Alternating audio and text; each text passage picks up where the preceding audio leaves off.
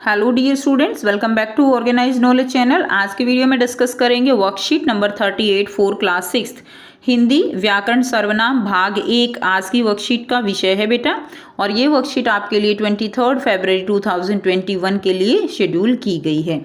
Worksheet शुरू करने से पहले बेटा ऑर्गेनाइज नॉलेज चैनल को सब्सक्राइब कर लीजिए। So let's start. प्यारे बच्चों, नीचे एक अनुच्छेद दिया गया है, आइए इसे पढ़ते हैं। तो ये एक अनुच्छेद दिया गया है, इसको हम पढ़ेंगे। देखिए, रानी 10वीं कक्षा में पढ़ती है। रानी हॉकी की अच्छी खिलाड़ी है। रानी की आर्थिक स्थिति अच्छी नहीं है और रानी को अपनी फीस माफ़ कराने के लिए प्रार्थना पत्र लिखना पड़ता है। कई बार रानी समय पर फीस भी जमा नहीं करा पाती। रानी से कहा गया है कि जब रानी का चयन राज्य स्तरीय टीम में हो जाएगा तब रानी की फीस माफ़ कर दी जाएगी। तो बेटा देखिए, कितनी बार हमने रानी जो है, बहुत बार रानी आया ना, इससे इस अनुच्छेद की सुंदरता जो है वो कम हो गई है। तो हम क्या करें, इसकी सुंदरता बढ़ाने के लिए हम जो है क्या करेंगे, सर्वनाम का यूज़ करेंगे। देखिए, इस अनुच्छेद को पढ़कर अर्थ तो ठीक से समझ में आ रहा है, लेकिन कुछ अटपटा सा लग रहा है। असल में इस अनुच्छेद में एक संज्ञा शब्द जो रानी है उसको कई बार लिखा गया है। ठीक है, रानी को बार बार लिखा गया है ना, इस कारण यह अनुच्छेद लंबा और बोझल हो गया है, यानी अटपटा सा लगता है। आइए अब इस अनुच्छेद को पढ़ते हैं। तो हमने क्या किया, हमने रानी की जगह वह उसका हम ऐसे यूज़ करके हमने एक नया अनुच्छेद बनाया। रानी 10वीं कक्षा में पढ़ती है। अब हमने रानी का प्रयोग नहीं किया, अब हमने वह का प्रयोग किया। वह हॉकी की अच्छी खिलाड़ी है, उसकी आर्थिक स्थिति अच्छी नहीं है और उसे अपनी फीस माफ़ कराने के लिए प्रार्थना पत्र लिखना पड़ता है। कई बार वह समय पर फीस भी नहीं जमा करा पाती। उससे कहा गया है कि जब उसका चयन राज्य स्तरीय टीम में हो जाएगा तब उसकी फीस माफ़ कर दी जाएगी। तो आपने ऊपर देखा कि ऊपर लिखे अनुच्छेद में संज्ञा रानी के स्थान पर वह, उसकी, उसे, उससे, उसका आदि शब्दों का प्रयोग हुआ है। अतः ये सभी शब्द क्या हैं, सर्वनाम हैं। ठीक है, सभी शब्द क्या हैं बच्चों, सर्वनाम है।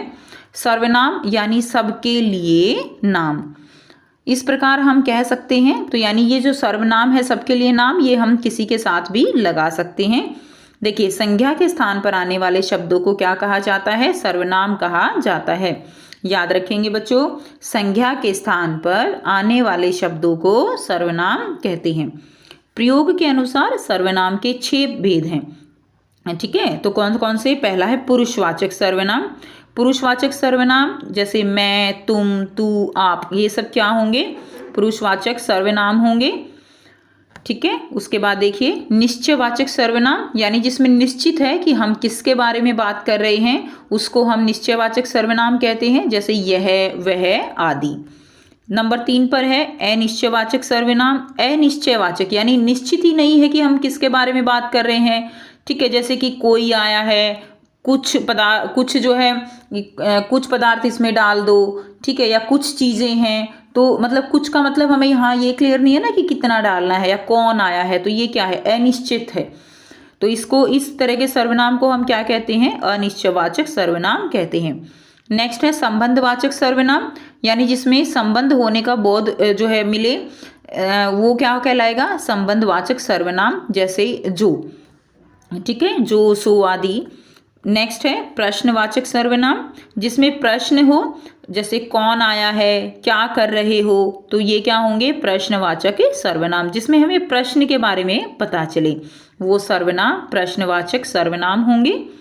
नंबर 6 है निजवाचक सर्वनाम। निज का मतलब क्या होता है, निज का मतलब होता है अपना, यानी अपने लिए जो सर्वनाम यूज किए जाएंगे उनको हम निजवाचक सर्वनाम कहते हैं। जैसे अपना काम स्वयं करो। ठीक है, तो अपना क्या हो गया यहाँ पे, अपना जो है वो निजवाचक ही सर्वनाम हो गया।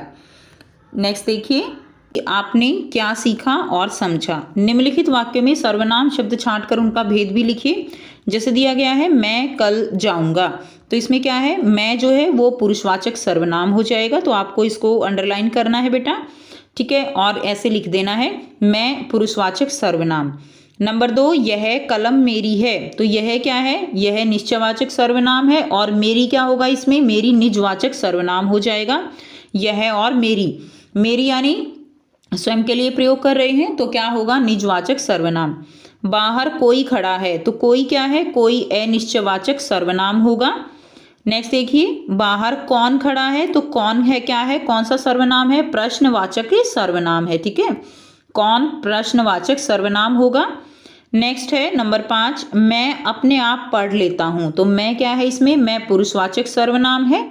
अपने आप, तो ये क्या है, अपने आप ये निजवाचक सर्वनाम हो जाएगा, खुद के लिए यूज किया गया है।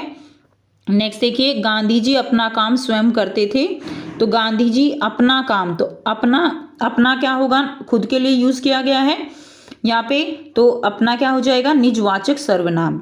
नंबर 7 है, जिसको आपने बुलाया था वह आया है, तो जिसको आपने बुलाया था वह आया है, तो इसमें सर्वनाम है वह कौन सा होगा, निश्चयवाचक सर्वनाम हो जाएगा।